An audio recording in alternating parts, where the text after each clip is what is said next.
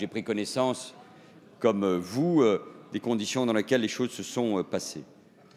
J'en suis profondément choqué et je souhaite vous dire, donc à mon tour, la détermination de l'État pour mener à bien ce projet.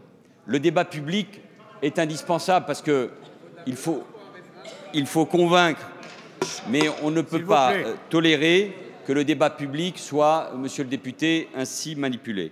Parce que rien ne peut justifier les insultes et les menaces dont la représentante de l'État a été l'objet. Je viens qu'au premier rang de l'Assemblée de l'opposition, ça suscite beaucoup d'émotions. Et en tout cas, on peut se mettre d'accord, monsieur le député, que rien ne peut justifier les mensonges sur ce projet.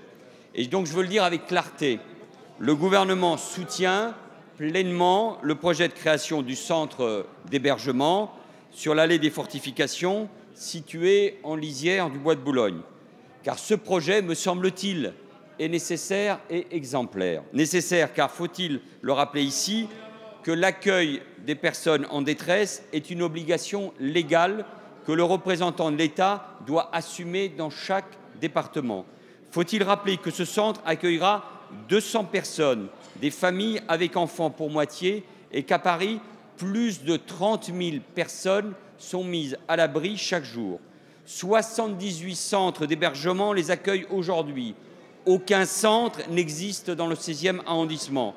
Son ouverture en juin est un élément indispensable pour partager l'effort, pour ne pas concentrer l'accueil des populations en difficulté uniquement dans les quartiers les plus populaires.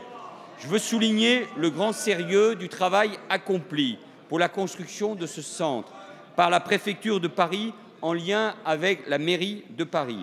Et je veux aussi souligner l'engagement de l'association Aurore, retenue pour sa gestion. Elle fait un travail exceptionnel et reconnu par son sérieux depuis des décennies.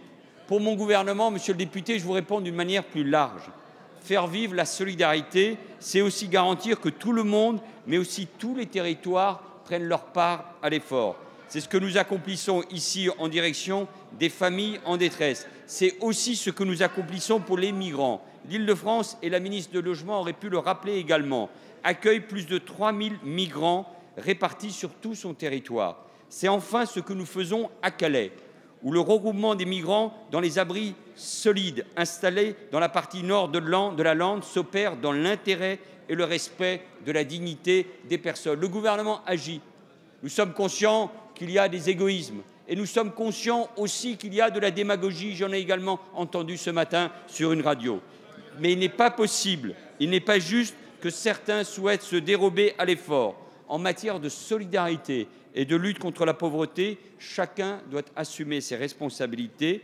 Le gouvernement assume les siennes, les collectivités, toutes les collectivités doivent faire de même.